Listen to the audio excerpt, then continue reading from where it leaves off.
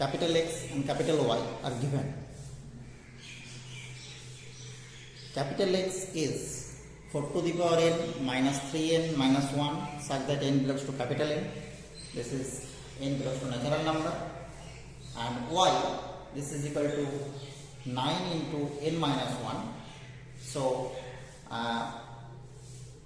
we have to find here X union Y from the fourth alternative. Clearly, the set Y, this is, if we put n equal to 1 because of natural number, then we get 0.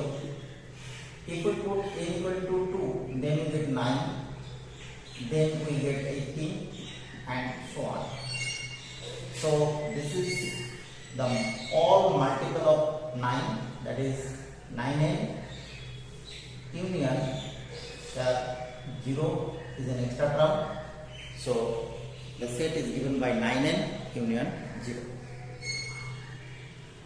And if we take any number from this, then we get 4 to the power n minus 3n minus 1. This is equal to 1 plus 3 4 to the power n minus 3n minus 1. And expanding, we get 1 to the power n plus nc1 1 to the power n minus 1 into 3 plus nc2 1 to the power n minus 2 into 3 square, and so on.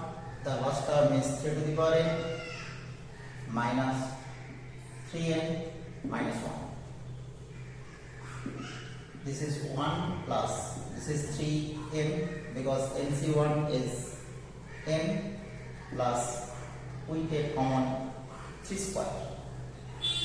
From this term we get nc2 plus 3 nc3 plus 3 to the power n minus 2 minus 3n minus 1. And cancelling 3n 1 we get 9 into nc2 plus 3 nc3 to 3 to the power n minus 2. So in X there are some multiple of 9, but in Y there are all multiples of 9 with 0.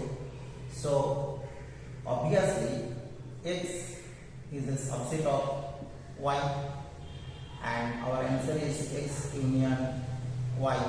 This must be the superset Y.